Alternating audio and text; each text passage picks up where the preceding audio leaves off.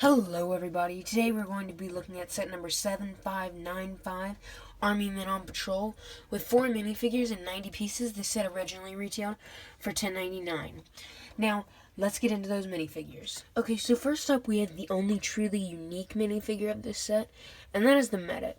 You can see he has some pretty good printing for fatigues, and he is molded entirely in grain, along with his accessories and a new base plate piece.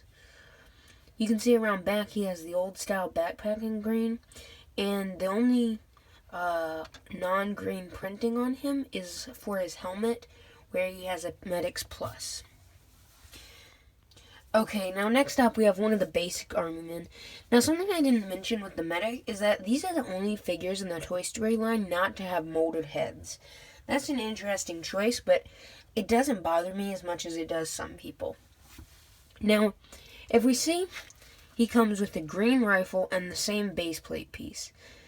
You can see he has the same printing, and really the only difference between him and the Medic is that hat. So, this is the basic minifigure for this set, and this set comes with 3 of them. I'm going to show them all briefly, but just getting you a look at this one, this is what they all look like. So the only difference between all of these guys are their accessories, and you can see this one comes with a metal detector in green.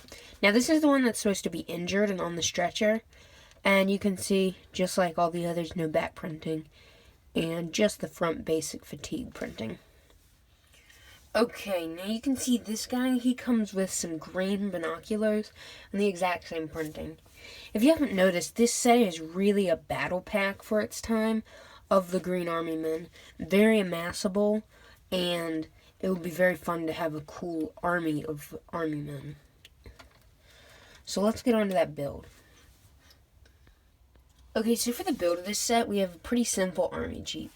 Now you can see it has some pretty simple building techniques and nothing really complicated.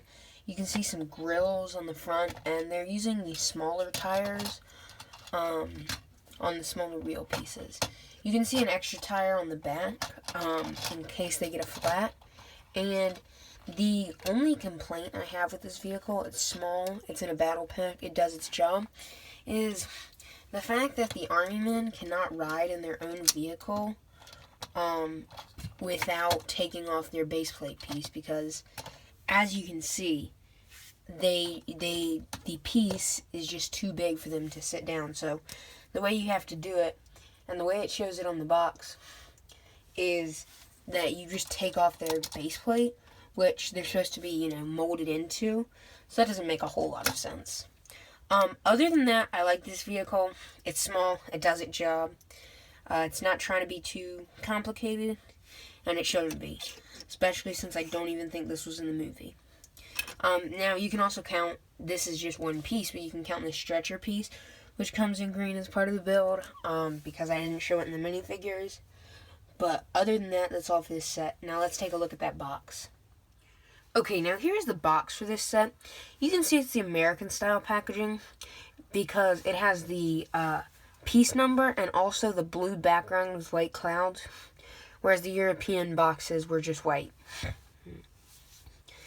Now you can see some detailing, and you can see what I'm talking about the person in the Jeep not having their base plate. If we turn it around back, you can just see that it is a blister or like punch hole box. And you can see the lineup of characters and a scenario for them to be in, taking their hurt one to the Jeep that Andy's mom, the one that Andy's mom stepped on.